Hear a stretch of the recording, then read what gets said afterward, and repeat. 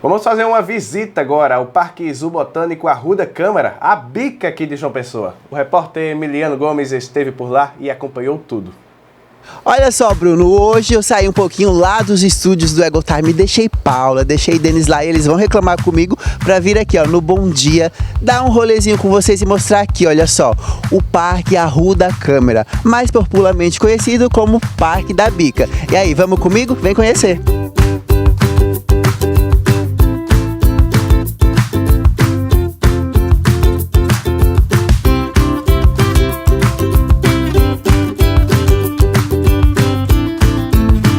Um dos ambientes aqui da Bica, do Parque Arruda Câmara, é o ambiente onde tem um contato mais próximo com alguns tipos de animais. Por exemplo, aqui a gente está conseguindo ver bem de pertinho uma família de macacos. Aí a gente consegue visualizar a rotina deles, brincando, subindo ali nas casinhas, passando de um lado para o outro.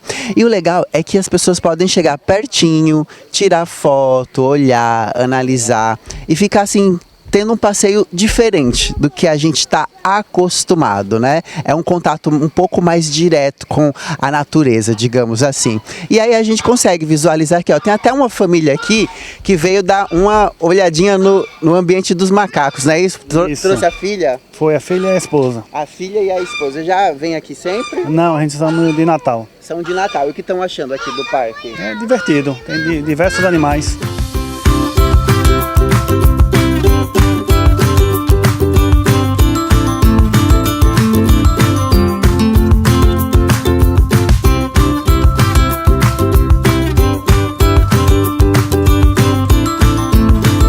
Todos os animais aqui do parque, eles são animais que vieram do tráfico ou por algum motivo eles estão aqui porque eles não podem voltar para a natureza. Então todos esses animais eles passaram pelos CETAS, que é o Centro de Triagem de Animais Silvestres, e aí lá eles falaram que infelizmente esses animais não podem voltar para a natureza e acabaram vindo para cá. E aí cada animal tem seu ritual diário, né? Eles se alimentam de manhã, alguns animais se alimentam 2 vezes ao dia, alimentam à tarde também. Leona, ela se alimenta 1 vez ao dia, quando não tem enriquecimento, né? Que aí quando a gente coloca o alimento de forma diferente, para ela, os instintos naturais dela se aflorir, para quando ela precisa, por exemplo, a gente pendura para ela precisar pular, para conseguir pegar o alimento. E aí ela tem, todo dia ela tem diferentes formas de se andar pelo ambiente. E aí a gente tenta ambientar o local o mais próximo possível do que seria na natureza, certo? Então aí a gente pode ver que é um ambiente com pouca vegetação, já que ela seria um animal de savana. E aí ela fica lá em cima, porque como ela gostaria de ficar em pedregulhos um pouco alto para conseguir ver o território dela, ela fica lá em cima tomando banhozinho de sol e vendo o território dela, que no caso é o recinto. Quanto que ela come por dia, assim? Na natureza ela iria comer 30, 35 quilos mais ou menos de uma vez e iria passar alguns dias de jejum. Aqui, se eu não me engano, a alimentação dela está entre 5 ou 8 quilos de carne por dia. Se eu não me engano é 6, exatamente, 6 quilos de carne por dia. E aí a dieta dela é separada pela zootecnista aqui do parque, que a zootecnista é um curso feito diretamente para alimentação.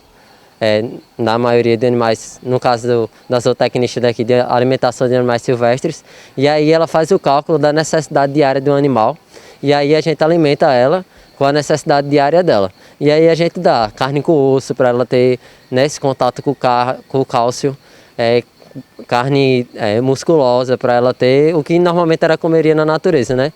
Os órgãos do animal também, tudo mais. Então, porque na natureza tem um jejumzinho ali, mas aqui tem que alimentar todo dia.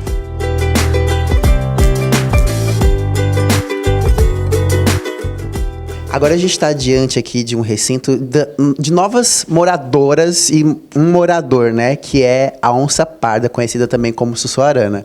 E aí o Samuel vai explicar melhor pra gente. Faz pouco tempo que eles chegaram aqui? Isso, o macho já era aqui da Bica já há bastante tempo. E aí chegou 2 fêmeas, né, para fazer esse contato com ele e futuramente talvez dê filhotinhos, né? Então a gente esperou, elas passaram pelo período de quarentena, que no caso ela estava separada dele para não ter nenhum tipo de atrito, porque se a gente colocar um animal que acabou de chegar diretamente com outro animal, sem ele ter o costume de ter essa presença do outro, pode ter algum atrito. E aí a gente esperou ter esse tempo para eles ficavam tendo uma relação pela grade, cheirando, já estava entendendo ali qual era o cheiro desse outro animal. E aí quando passou esse tempo, passou o tempo também de que se ela tivesse alguma doença, poderia passar para ele se a gente souber. Aí passou esse tempo e aí a gente soltou elas dentro do recinto há pouco tempo. Elas vieram de outro zoológico. Eu tava observando ali, gente, na verdade é um jacaré. É porque tem espalhado aqui pelo zoológico, pela bica, algumas estátuas de alguns animais. E eu fiquei na dúvida, é ou não é? Mas o Samuel aqui já me confirmou que de fato é. E tem curiosidade, viu, sobre ele. É porque assim, pessoal, répteis em geral, eles não vão ficar se movendo, se movimentando como mamífero. Mamífero, ele se movimenta por qualquer coisa, répteis não. Eles só vão atrás de se movimentar quando eles precisam se alimentar, precisam acasalar, alguma coisa assim, do gênero.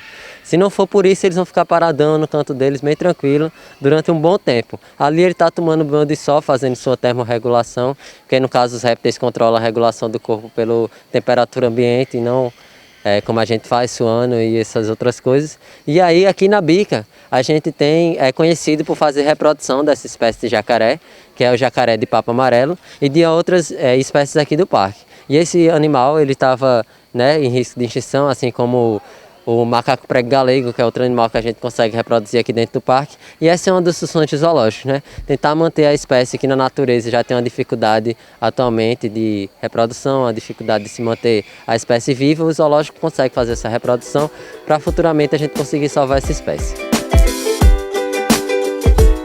Agora o Samuel vai falar de um ponto muito importante, que é o ponto educativo que tem o zoológico, né, Samuel?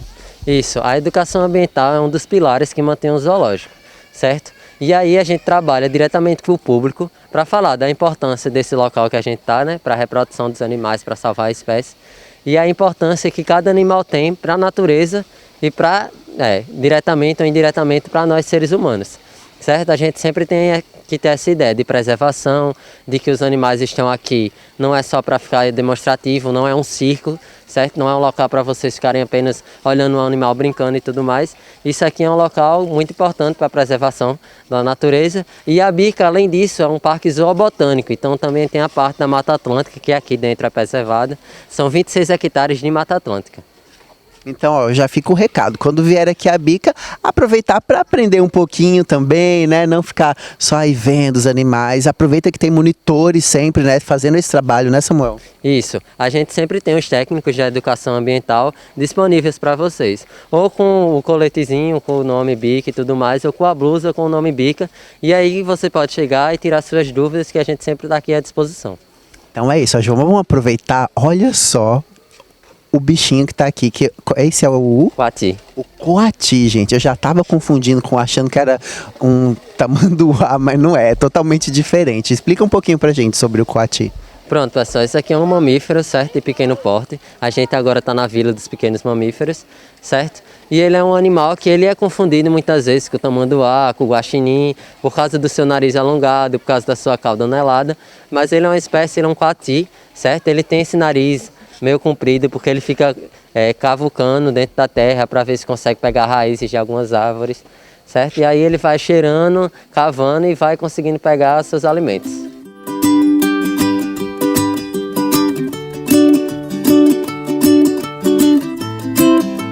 Ó, gente, a gente vê muito na televisão o furão, né? Esse bichinho aqui, mas o Samuel tava me explicando que tem uma diferença desse que a gente vê nos filmes, né, Samuel? Esse é o brasileiro, né? Isso, o pessoal tem uma ideia de que furão é um animal bem esguio mesmo, que vive só dentro da terra e tudo mais, confunde com alguns outros animais. Mas o furão mesmo, o furão brasileiro que a gente tem aqui, ele é dessa forminha aí. O sagui é comum a gente encontrar, né? Eu mesmo já vi na praia, aqueles macaquinhos que passam ali pulando nos coqueirinhos. Mas o que a gente deve fazer se a gente se depara com um animalzinho desse? Às vezes as pessoas tentando alimentar, tentando passar a mão. Isso, pessoal. E eles são animais que, infelizmente, eles já estão, dentro do nosso meio urbano. Não tem tanta mata atualmente para eles ficarem dentro e, infelizmente, eles precisam conviver com a gente no meio da cidade mesmo. E aí o que a gente pode fazer é respeitar o distanciamento desse animal. Quando a gente vê esse animal, a gente não tenta se aproximar, não tenta alimentar, porque Esses animais, algumas doenças que a gente pode passar para ele, a maioria vai ser mortal. Por exemplo, a herpes, né? A herpes para a gente é uma doença que já estamos acostumados, certo? Muita gente, grande parte da população tem herpes, às vezes nem está ativa, mas para os saguinos essa doença é mortal.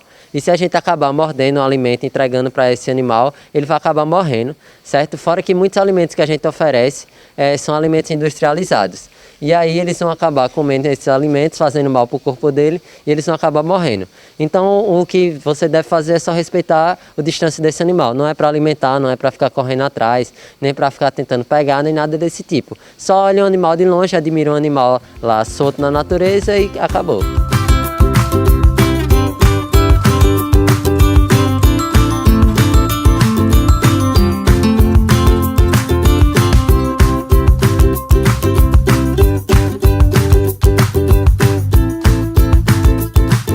Olha, agora a gente tá no ambiente dos répteis, né, Samuel? Isso, pessoal. Aqui a gente chama dos locais dos répteis, porque além das serpentes a gente também tem um lagarto, né, um teiu. E aí a gente tem aqui animais que sofrem muito com o preconceito, que o pessoal pensa que esses animais eles vão morder, vão atacar e tudo mais, mas todos esses animais eles só vão reagir da forma que a gente reagir com eles. Se a gente não for tentar pegar, não pisar em cima deles, não fizer nada, eles não vão atacar a gente, eles vão seguir o rumo deles e tudo certo. São animais bem tranquilos, né? A maioria que estão aqui, eles são animais bem tranquilos, certo? E que se a gente não mexer com eles, eles não vão mexer com a gente.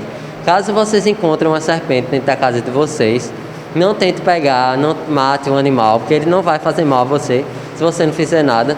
É só ligar para o 190, certo? Que aí a polícia ambiental, ele vai lá, retira esse animal dentro da sua casa e solta no local de mata, e o animal vai ficar bem assim como vocês.